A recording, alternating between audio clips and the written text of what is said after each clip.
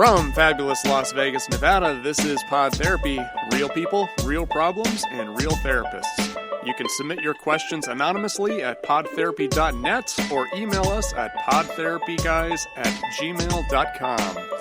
It's the weekend of the big game. Get your snacks and beverages ready and don't leave that TV. We have been promised by CBS that our new Pod Therapy commercial is set to air right after the Beatles halftime show. Don't miss it. And now, broadcasting from the Churn, that guy is Dr. Jim Jobin. I'm Nick Tangeman. It's time for some Pod Therapy. You know, the only way we're ever going to get any kind of if we have to rush the field. So I don't even think we could get to the Super Bowl. Where is this? Is it in Atlanta? Yeah. Oh, man, I wish that the Saints would have won, just to rub dirt in the eyes. So, Jacob, are you joining this class action lawsuit? Are you gonna fight for this? A lawyer friend of mine sent it to me. Yeah. He sent it over to me. What is this? The Saints fans are suing the NFL for Oh, blowing really? the call at the end of the game that gave the Rams the win. Yeah. Oh, my God. So they're all suing, and I love it. I think it's great. I want Commissioner Goodell just to have to freaking go to court for the rest of his life for blown calls. Oh, it's terrible. It's pretty rough. So, yeah. No, I'm sorry for your loss, man. Yeah. That was a rough one. It's terrible. It was funny because on Twitter, people were like, can we get a wellness check? I did see that. Yeah, nobody's heard from him for like 3 days. It's like, just let him grieve, guys. He's just pacing a cemetery somewhere trying to make sense of his life. Don't worry about it. But, yeah, so excited for the big game. And I don't think that they're going to air our commercial. I don't... They assured us. I don't know, they promised. That guy that you gave all that money to? Yeah. Yeah, the guy that had the CBS shirt on? We were about $2 million short of our goal of money to get that commercial on air. Yeah. Your goal of $2 million. Yeah. You were You're about roughly $2 million short. Real close to that. Yeah, about 2.999. 1.999, Yeah. or a little under. Didn't have quite enough Theraproducers. Yeah. Maybe Steve Wynn will sponsor the show. That'd be fun. There we go. Yep. But speaking of trauma, Yeah. speaking of Saints trauma and losing an important football game, we are opening the show with a new skill. That's something we were trying to do more of. Last time around, we talked about coping skills and some really good feedback. A lot of people really, really liked that. And so this time we're going to talk about a skill that we'll sometimes use that has to do with trauma. So real quick, before we dive into this activity, it's more of an arts and crafts activity, which I think is kind of fun because a lot of these are thinking activities, and sometimes it's hard to remember what we were talking about, but this one's something you can tangibly create, and I think it's really, really helpful. So, but before we talk about that, we have to talk a little bit about trauma. So first off, it's a word I think everybody throws around. You know, Right. We've all heard it. People say, oh, that's trauma, this person went through trauma. So I think that makes it a little bit confusing about what it means. And some people, I think, overvalue it, and they think like you have to have survived near death in order to have trauma. And some people undervalue it, and they say like, we were out of milk, and now I'm traumatized. And so it's like, okay, we got to find the middle ground, right? So the way that we generally think of what is a trauma is we think of anything that causes like a significant amount of negativity or is beyond your ability to language at the time. So if it's something that's bigger than you at the time that it happens and it haunts you and kind of has this effect where retroactively it kind of causes you to be avoidant of things that remind you of that, or causes you to have kind of flashbackiness or just a general tension and you don't always know why, that's usually what we're talking about with trauma. So yeah, it can be that a bomb blew up, a car whenever you were in Iraq, or it could be as simple as finding out there was no Santa Claus, whenever you were 7 and it was just bigger than you at that moment. You weren't mentally capable of grasping what was being told to you and it left you kind of spiraling. So trauma can be anything. And so one of the things that's really interesting in therapy is trauma comes out a lot. It's a big topic. It's something we're always interested in. We want to learn why are people going through what they're going through. And one of the things that we'll sometimes do with folks, especially in addictions, because trauma and addiction are literally PB&J. Yeah. Like it's always together. I've never met somebody dealing with addiction that has not had trauma in their life. It's pretty rare. I mean, especially now as we have become, as addiction counselors have become kind of more mental health focused and mental health clinicians it's going toward addictions so back in the past they used to be very siloed. Yes. You'd go, the two sides never communicated, and now we're seeing a lot more co-occurring And as we become more familiar with that, we are seeing definitely there's a huge connection between trauma I think it's and the number addiction. one thing. I think that the would number agree, too. one thing that if you're thinking about what is the most comorbid condition with any kind of addiction, I would say trauma is most likely to be indicated. Yeah. And whether that's sexual trauma, just life trauma, whatever it is very likely to be indicated. So one of the things that we'll do with somebody to kind of help them get their arms around some of the experiences they've had in life is we'll create something called a trauma timeline. And this is actually one of my very favorite activities. I first learned it from Dr. Johanna O'Flaherty, our old boss, over at Las Vegas Recovery Center, who's like a trauma expert. Like that is her jam. Has written some tremendous books about it. If you want to Google her and find a book on her from her, Johanna, Johanna O'Flaherty, and it's like, oh gosh, it's so Irish, isn't it? Do you remember how to spell it? It's like apostrophe Flaherty. Yeah, Flaherty. Yeah, something like that. Something to that effect. So anyway, here's how you do a trauma timeline. So you take a piece of paper and you lay it down landscape style, right? So it's not going to be tall, it's going to be long. And what you're going to do is you're going to basically create a Cartesian plane. And if that sounds too exciting, just think back to 10th grade geometry when you did graph paper, right? And you create an x-axis and a y-axis. Okay, so again, if these are big words that you're not feeling right now, let's break it down. 2 lines. One line go up and down, one line go left and right. Okay, so just take that, and you're going to take the paper. Now, you're not going to put that in the middle of the paper like a cross. You're not doing that. You're going to put it on the far left of the paper and just do like a line that goes up and down. Give yourself about like, a thumb's amount of space between the margin of the paper and where you start the line. And you're going to do the line all the way up and down. And then you're going to cut that line in half with the long horizontal line that's going to go all the way across the paper. So when you look at it, you've basically got the letter T on its side. Okay, that's what you've essentially created. So on that vertical line, here's what you're going to do. You're going to look at the top half, and I want you to basically cut it into 5 pieces, plus 1, 2, 3, 4, 5, all the way at the top. Then you go to the bottom half of that vertical line, and you do the same thing, but you go negatives, right? So again, this is just graph. That's all you're doing, making a graph, right? -1, -2, -3, -4, -5. What do these numbers represent? They represent power level. Okay, like the significance of a thing. So something that's going to score like a +5 means that is among the greatest events in my life in a positive way. So like the birth of a child, a marriage, something really, really important, winning the lottery, starting a podcast, Right. up there with having a child. So like that's a +5. Whereas a +1, might be something it's significant, it matters, it shows up on your timeline, but it's not up there at the +5. So that could be got a new job and was really proud of myself for that, or finished high school, or whatever. The negatives work the same way. A -1 matters, it left an impact on you. It's not as devastating as a -5. So like a -5 might be like the death of somebody. And again, it's all relative, right? Like Right. my -5 is not your -5. Right. So you've got to think to yourself, relatively speaking, how am I going to organize my life events on its pain to pleasure ratio, okay? So if it's above the line, it's positive. If it's under the line, it's negative. So let's talk about that horizontal line. That horizontal line is just a timeline. That's all it is. So most folks, if you are aged, in your 30s or older, you're usually going to divide that line into 5-year increments. And so you basically just put little hash marks down the line and create, every 5 years. And it doesn't have to be like, very meticulous in this. You're just giving yourself some general ideas. So once you've got some times marked out there, like every 5 years, every 10 years, however you want to do it, then you start plotting points. So you go through the timeline and you actually put a dot down, so you might say 5 years old, -2, found out there was no Santa Claus. And that's all you do. You just put the point down, we can glance at it, and then you just write a couple of words to remind us what that is. And so it might be Santa Claus. And that's it. And then you go on. And then you get to 27 years old, -3. You plot a point, divorced. And, just a word, right? And so by doing this, you kind of comb through your life story and you try to think through the most positive, the most negative things that you've encountered, and you try to score them.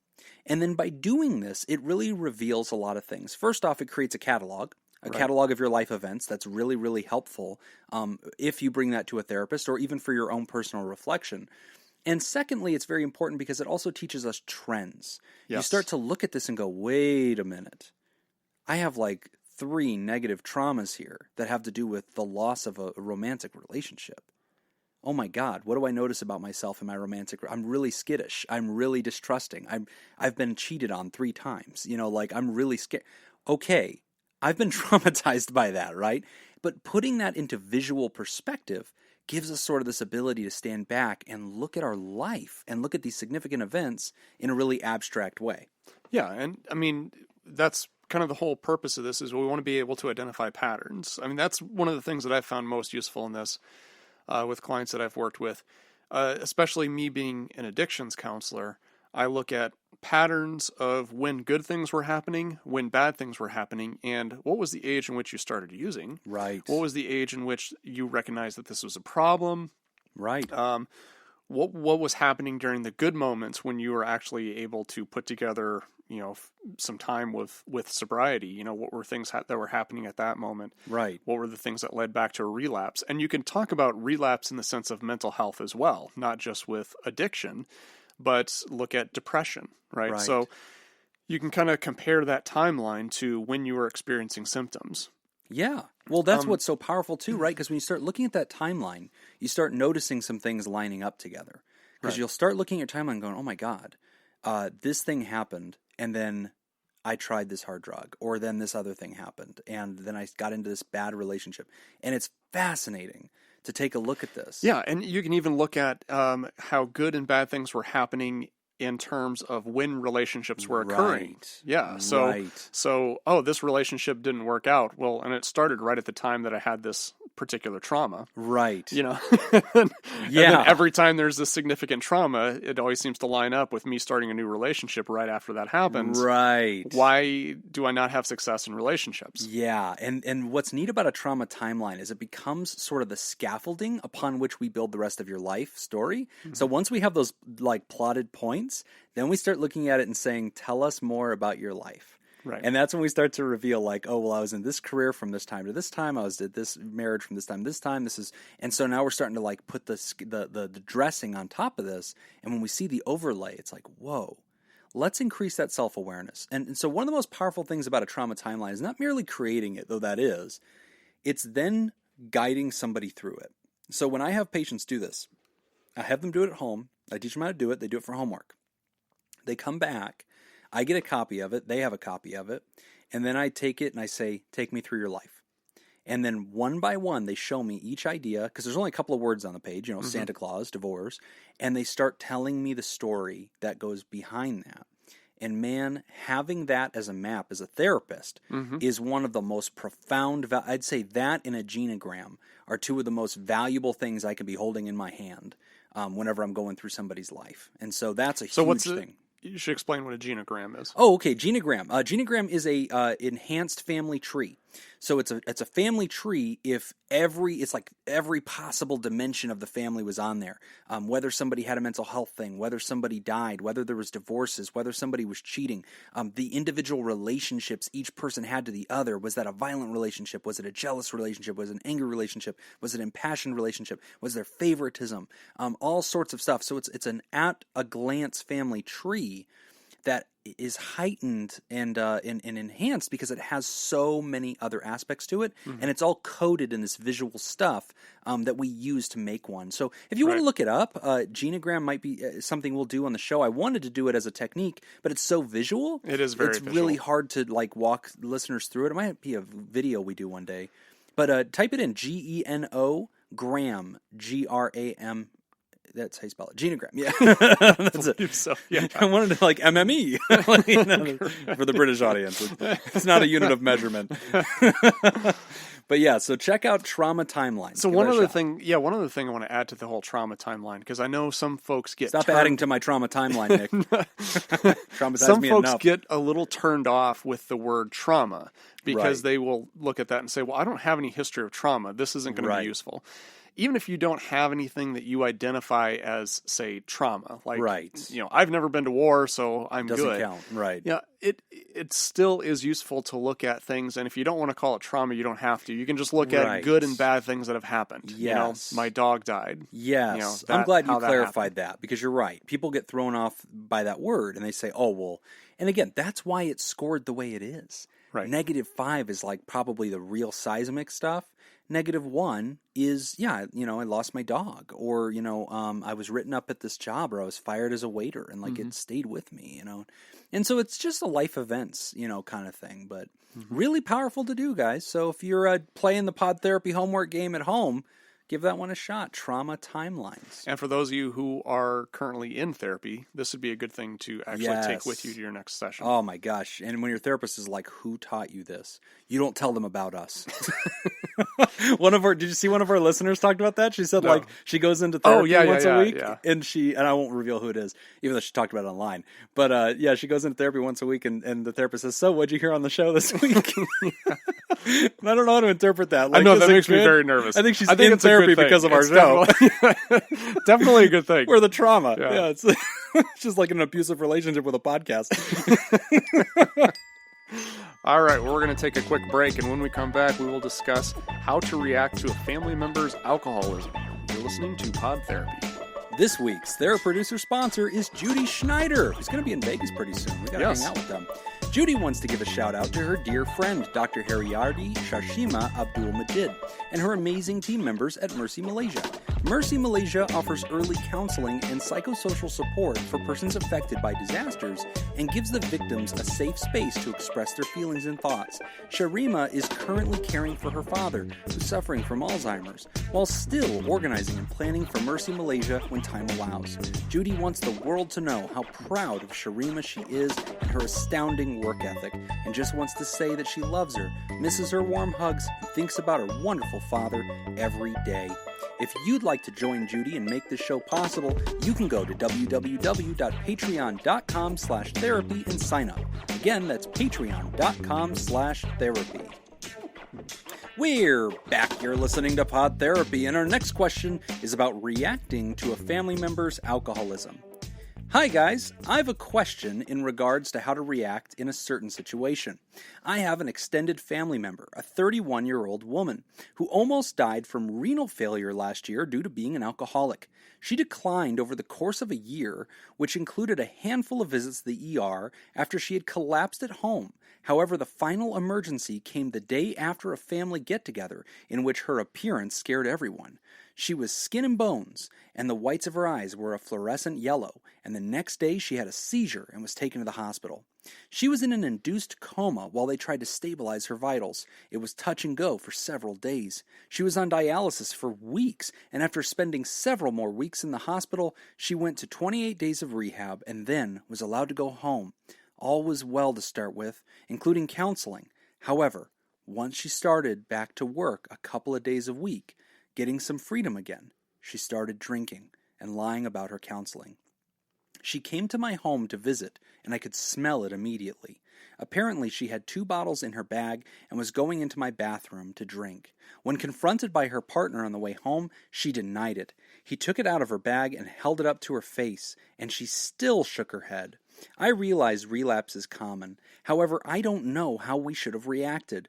Not her partner, but my adult kids and I, who were there witnessing her stumbling and smelling the alcohol.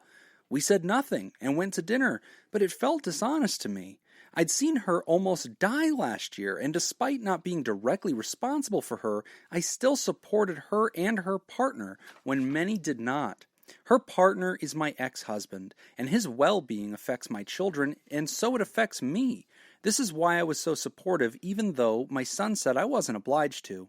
My ex-husband has been asking her family for support for a couple of years, but they kept ignoring him. Her brother-in-law actually accused him of abusing her because of the bruising she had everywhere due to her falls. The police were even called. That allegation caused a real rift between her and my kids and myself. I put all of that aside when she was in the hospital, and then she turns up to my place drunk. Were we wrong to have ignored it? Would she think she fooled us because we said nothing? Perhaps I'm giving her too much credit, and she's not exactly thinking straight anyway, right? Regards, Mandy from Oz. Oh, it's Mandy Abela. Mandy. I should have read it in an accent. Sorry, Mandy. Next time. Yeah, Mandy, this is a really good question. One of the things that I guess I'll start with, one of the questions that you had, would she think she fooled us because we said nothing?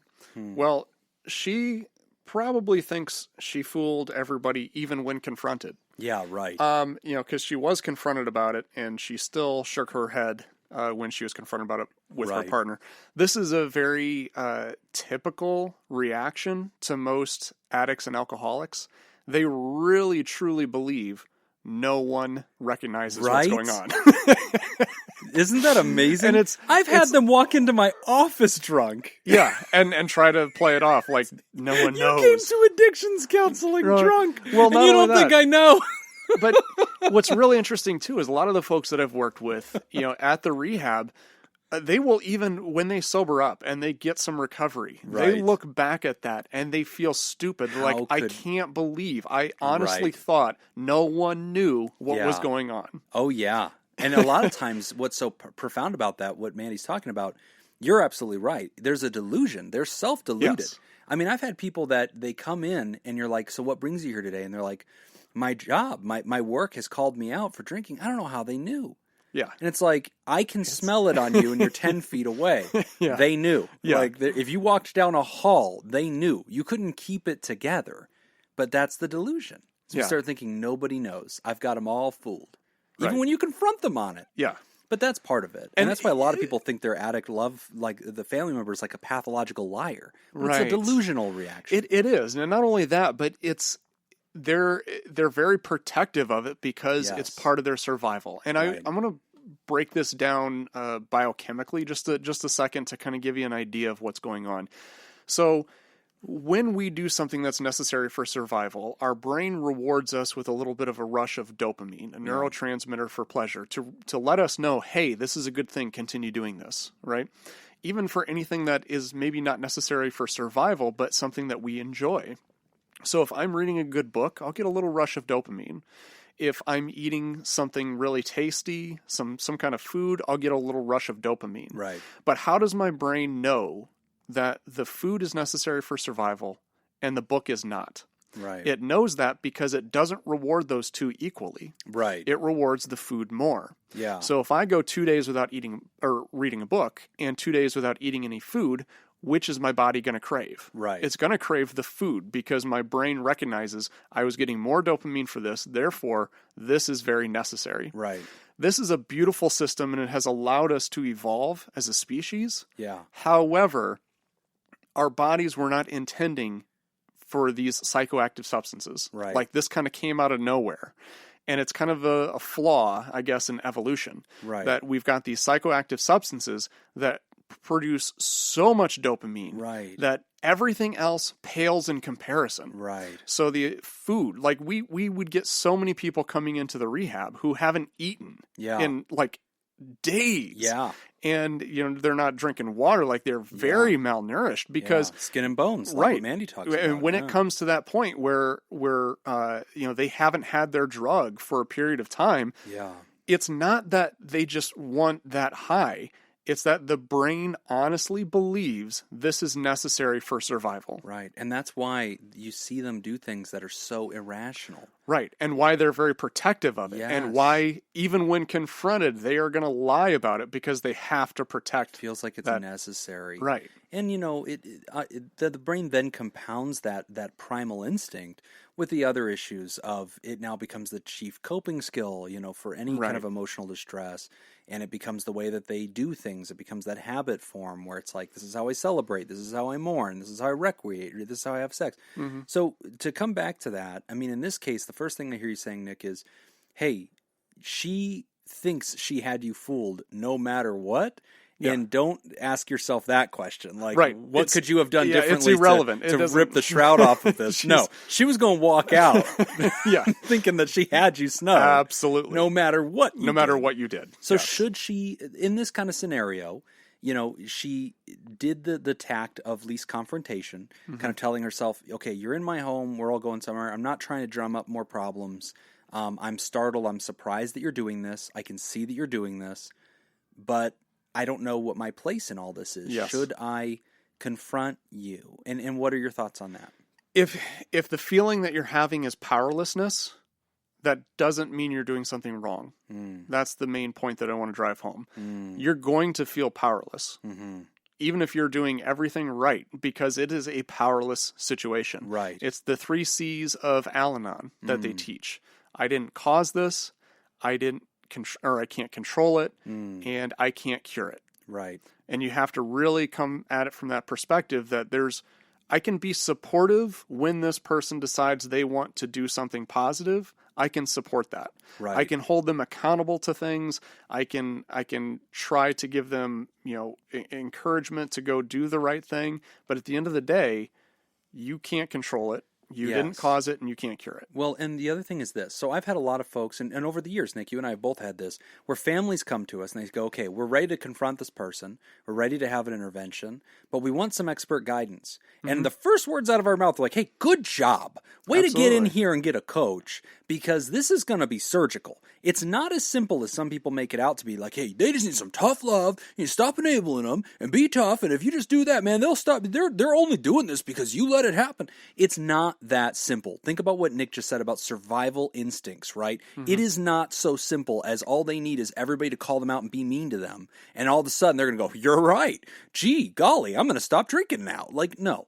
And so there's a lot of value to this in that it's not always strategically the right choice to be confrontational, to cause the trouble. Sometimes by being the person that's still available for them to come to, you can kind of reroute them toward help, because that's important too.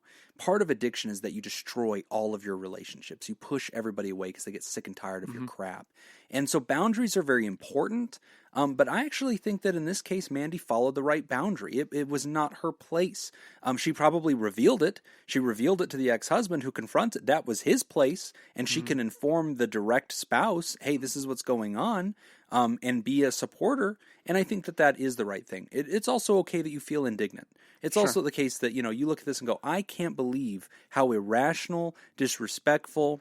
And that's, yes. It is those things. It is. And that's one of the things that I think a lot of family members really get hung up on and really frustrated with. They take it personally. Yeah, they take it as a personal attack, right? She did this to me. She came into my home and she did this. Yeah. And again, I would go back to this idea that in her brain, this is for survival. And it's when I see this all the time when people have to go to court, and they face the judge, and the judge is like, I told you, if you do this one more time, this is what's going to happen. Understand it? Yeah. And the person is like, they don't know how to answer because they're just like, I know, I know that I didn't forget that information. That is the insanity. Absolutely. Of addiction. It really is insanity. And that's why our treatment approach for addictions is so different than almost any other behavioral health thing. We quarantine a person for 30 days.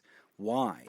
Because they must be secure. We have to take them away from destroying their own life. We have to tie their hands behind their back to make sure they can't do it. Right. And that was one other thing I wanted to point to, because Mandy had said, she kind of made the statement that she went to rehab for 28 days and then was allowed to go home.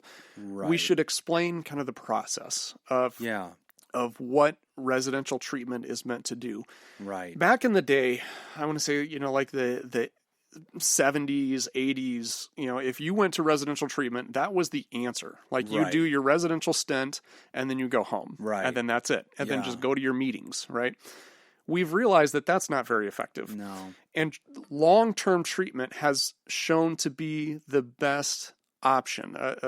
It has produced the best results, right? Yes. But long-term treatment doesn't mean long-term residential. No. What it means is it's a continuum of care. You step down. So the way I always like to describe this is, you've got those moving walkways at the airport. Right. Right. So imagine being on one of those that's going 50 miles an hour. Right. That's kind of like what residential treatment is. Yeah. And back in the day, you do your residential treatment and then you step off of that onto the ground. And it's like, and then we're wondering, why is everybody tripping and falling? Right. Why can't they continue to walk after doing this? And then we realize, because that's not the answer. What we have to do is we have to step from the 50 mile an hour platform to the 40 mile an hour platform, to the 30, to the 20. And so when she left residential treatment, I'm I'm hoping that they set her up with a partial hospitalization Aftercare. program Yes. or an intensive outpatient program where Stepping down.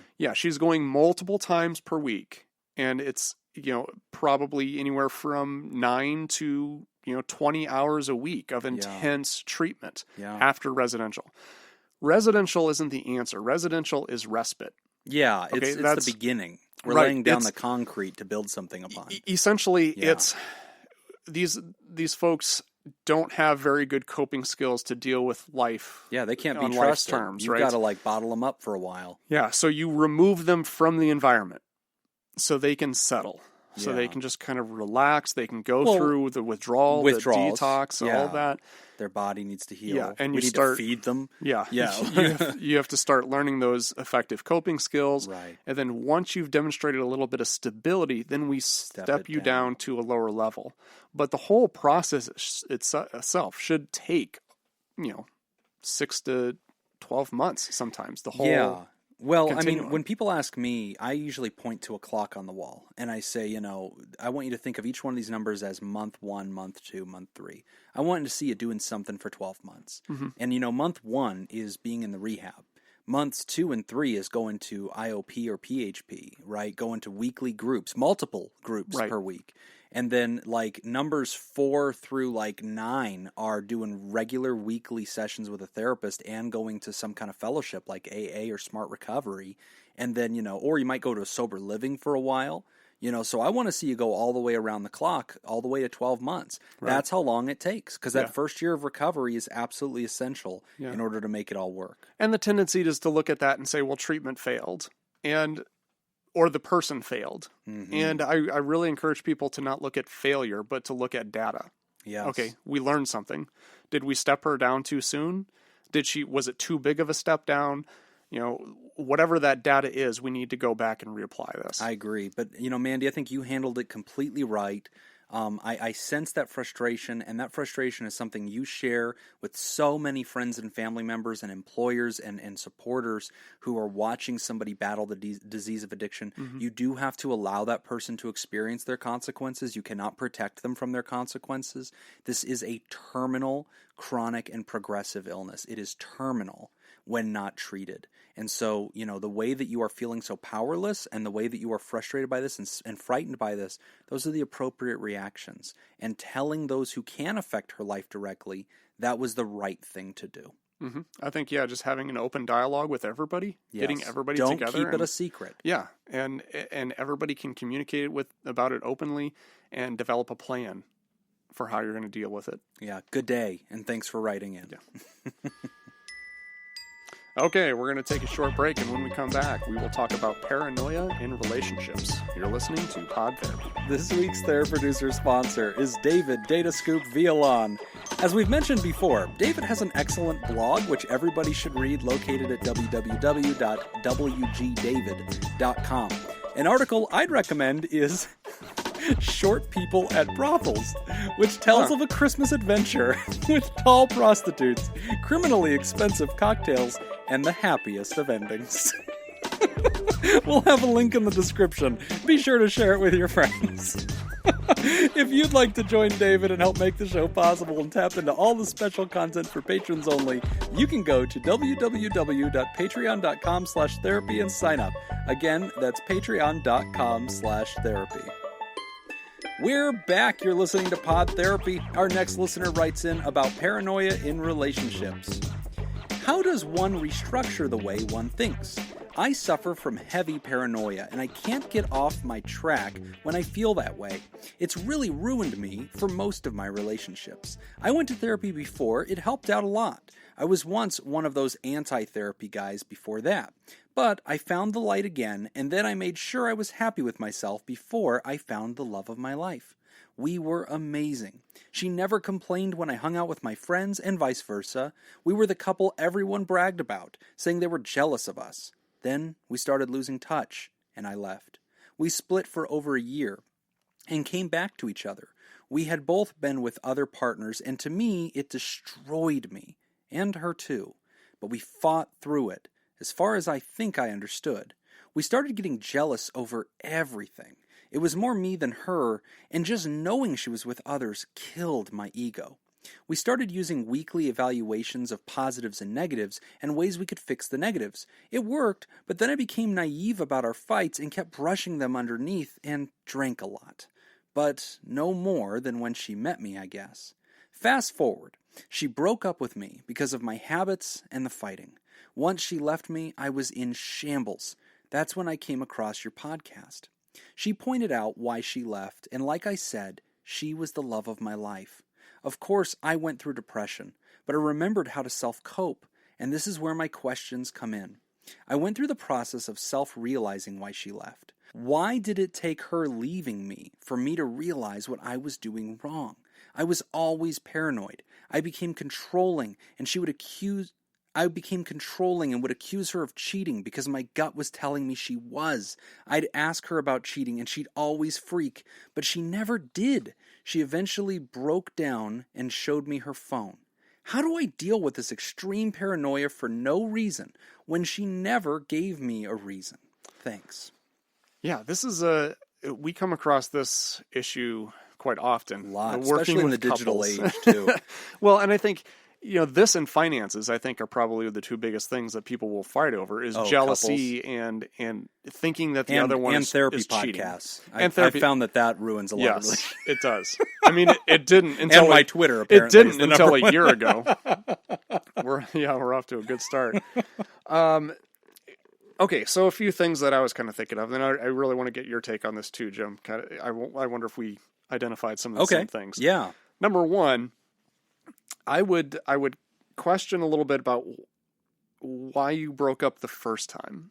Right. Because you said you kind of started off with she's the love of my life, everything was wonderful, and then I left. Right. Okay, so that right there tells me something. That's some good data. Whatever is in that is some really good data. Something was going on that you decided that you needed to leave, to bounce. The other thing, too, is I was kind of thinking about when we tend to notice a lot of jealousy in relationships, and I think a lot of it has to do with how we value ourselves.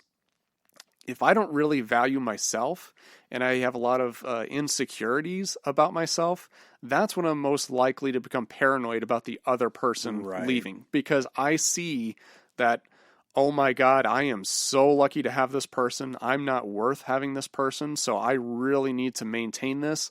And you just clench your fist and you hold on as tightly as you possibly can.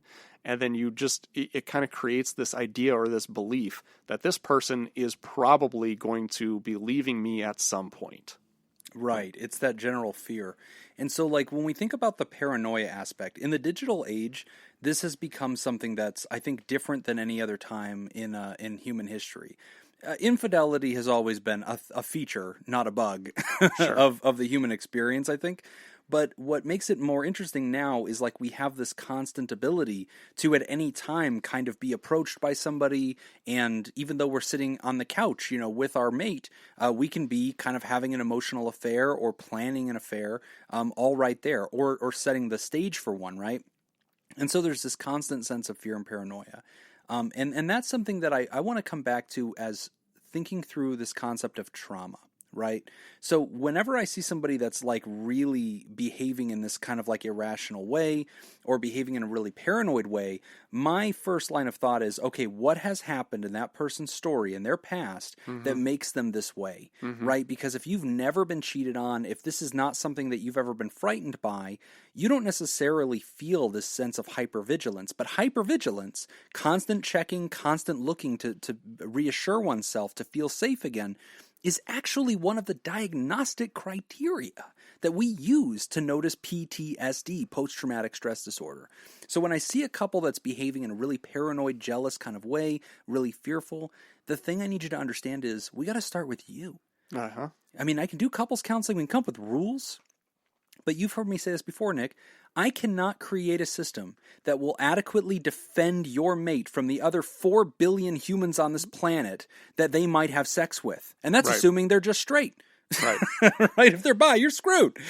So, like, I can't create a defensive perimeter around that person.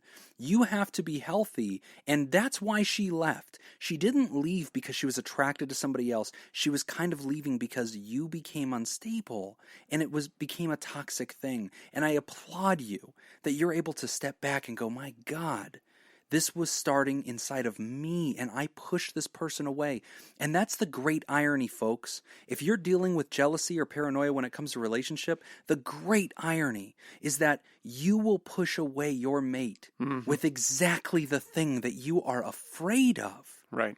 That's the great irony of it. It's the self-fulfilling prophecy. Yes, it Right. is the self-fulfilling Yep. prophecy. You believe that this thing is going to happen, so what happens? It creates insecurity, and insecurity is very unattractive. It's unattractive. Nobody wants to constantly placate you. Nobody wants you to be constantly accused or face your wrath as if every other thing is an emergency. They can't be at ease. Their friends start to talk behind your back like, gosh, what's wrong with this person? The whole thing is very toxic. But humans do this, and I've seen women do it, I've seen men do it, and they do it because they are struggling, they are suffering, they have been through something. And if your relationship has gone through infidelity, there's a really great, and in this case I kind of chalk it up to that, Nick, because he does talk about during the break, they did date other people, so it Right. wasn't infidelity, but it has the same emotional effect to him, because he said, it shattered me. You know, we got back together, and the fact that she had been with other people really, really deeply affected me. There's a really good book by Esther Perel, and I'll actually look it up while we're still discussing the topic, but it's about kind of affair recovery, and I'll pull that up for a second. But yeah, that's a really important thing too. No, I agree. And that was one of the things that kind of stuck out to me too, is that even though there was the understanding that, hey, we've split, we're no longer together, of course she's going to see other people. Like, she's not going to wait around for you, right?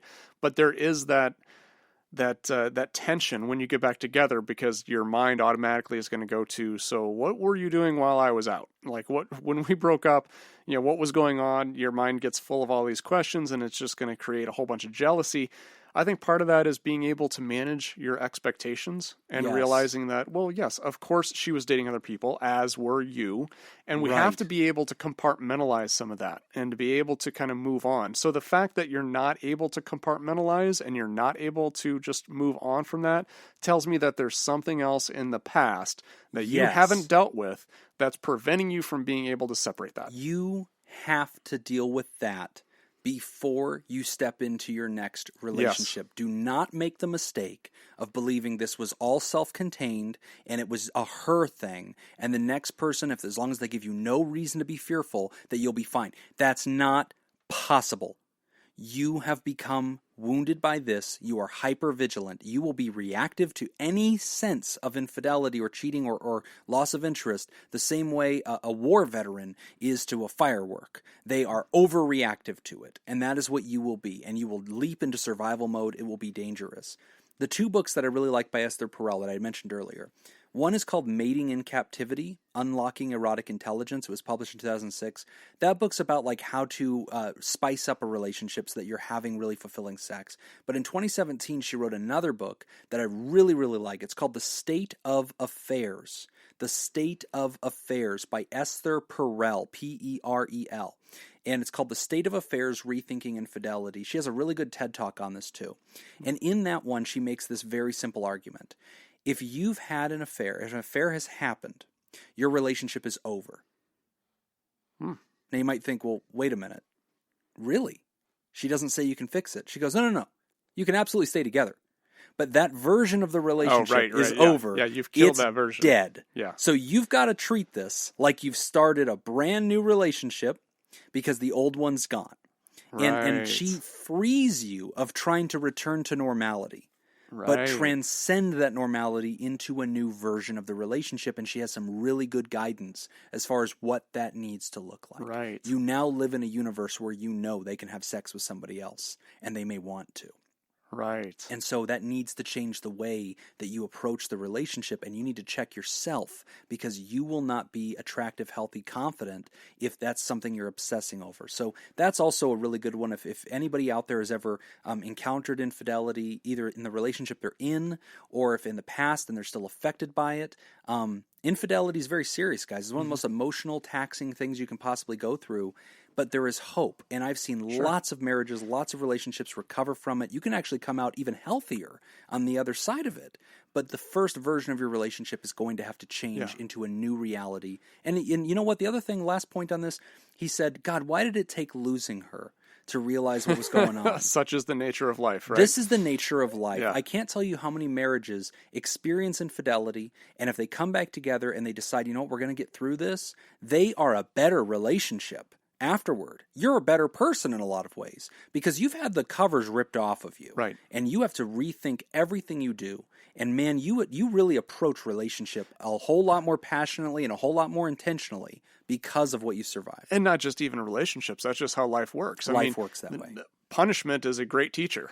Right. Like negative experiences. Yeah, pain teaches us a lot. We lose someone we love before we realize how important it is to communicate and to have really good relationships. You're not crazy for that. Yeah. And I want to end on a good point, a positive note here. Following Jim's point, you've done therapy. You know that it's effective. You're willing to do it again. That's awesome. Yes. So all hope is not lost. The doorway is open. You're willing to walk through it. That's the biggest challenge. Yes. So the hardest part is over. Yes. Just developing the willingness to do something about it. That's over. Now you just got to get in and do the work. Get back into therapy. Do the healing, approach it like a trauma, do that trauma timeline. Mm-hmm. That could be a really good skill for you to start working on and bring into your therapy. And, thank you so much for the way you said that our podcast was useful. That is extremely flattering. I think that we hold no illusions that anybody gets anything out of anything we do, but I'm glad that we could join you at a time in your life when it was actually useful to have this podcast. Yeah, and thank you for writing in. Yeah, and thank you so much for writing in. So we have reached that time in the show, Nick, where it's time for me to apologize to different segments of humanity for all of my great crimes. Dear Walt Disney, I'm sorry I turned an innocent coloring book picture of Goofy with the caption, "Let's do something goofy," into an invitation to my wife to expand our bedroom repertoire. Also, thanks, Walt. It went great. Dear Centers for Disease Control, I'm sorry that I complained of big government overreach into the sex lives of average Americans when I read your article warning people not to kiss hedgehogs. Dear Hermit Crabs, I'm sorry that when I read you evolved larger penises to prevent other animals from stealing your shells, that I said it was a great home security system that I wanted to invest in. Right. And my house is safe to this day, Nick. Dear THERAPAL community, I'm sorry I drank decaf coffee and told you about it. This is somehow the most controversial thing I've ever posted on Twitter. I doubt that. Good Lord. I got ripped to shreds. If that's the most controversial thing that you've posted on Twitter, then people are not paying attention Apparently to your Twitter. They're not, because good Lord, there was a dog pile on me, man. It was ridiculous. People care about what they care about. Yeah, people get to pick their issues, man. Nobody cares that Jim's calling out the CDC, but, God help him if he pours a cup of decaf. All right, and into our announcements. Valentine's Day is on a Therapy Thursday. That's right. You guys have 2 weeks from the hearing of this episode for Valentine's Day, so we want those love and relationship letters, ASAP, so we can dedicate that whole episode to a deep dive into romance. And also, side point on that, Valentine's Day is one of the highest risk days in the calendar year for suicide. So everybody, set a reminder in your phone. Be kind to people that week. Reach out to people that week, even if you're not intending to try to sleep with them. Be kind to friends and other people that you know. Send them direct messages. I always celebrated Singles Awareness Day. Sad? Yeah. Not this year, Tangeman. No, not this year. Well, I don't know. You got 2 weeks. Knock on wood. Knock on wood. Yeah. Laura, if you're listening, the check is happen. in the mail. Don't break up with him. Get to March, woman. You can do it. And we've got our Pod Therapy Pinewood Derby. Information available on Patreon. All cars must be mailed in before the deadline to be eligible to compete. Do we have information on Patreon? Yeah, it's on there. Is it? As far as like the weight and the rules, there's not a lot of rules in weight.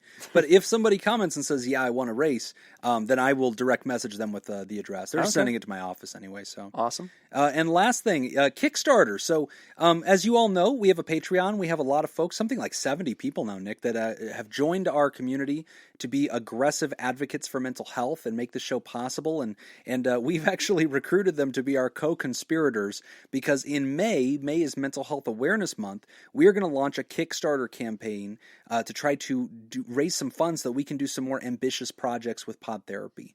And so again, it's a nonprofit podcast, but this allows us to kind of have some resources to do more. A lot of people calling for new and interesting things. And so if you would like to join us in our conspiring, there's an active conversation on our Patreon. If you are a Patreon, join the conversation. We need your creativity. We need your ideas. We have a few months to put it together, but we're super excited for it, and you guys will hear more as time goes on. And we want to thank our Patreons who support the show at www.patreon.com/therapy, especially our bosses, the Elite Eight, the mysterious and shrouded Illuminati members of our fan club, the Theraproducers. Thank you, Smitty Scoop, Jake Schneider, Robert Brownie Jr. Mint, I can't read today, Kayla Lansbury, David, Data Scoop, Villalon, Judi Schneider, Gray Whitaker, chairman of the board, and Dr. Bendon. And if you'd like to hear this episode uncut and unedited and enjoy things like our book club, whatever happened to that, and discussion groups, I forgot about the book club. go to patreon.com/therapy, and thank you for supporting mental health. That's all the time that we've got for this week's session. We want to thank our landlords, the Ice Cream Social Podcast, and thanks to those of you who contributed to our show today. We really appreciate it. Remember, Pod Therapy isn't something you should keep all to yourself. Help us reach others by opening this episode's description in your podcast app, copying and pasting the link provided into your social media. Don't forget, you can find us at facebook.com/podtherapy, on Twitter at PodTherapyGuys, and now at patreon.com/therapy. Do you want to submit your own questions to the show? Ask anonymously at www.podtherapy.net or email us at podtherapyguys@gmail.com. I'm Nick Tangeman. I'm down for something goofy. Thanks, and we'll see you for appointment next week. Bing, bing, bing. All right, one in the holster.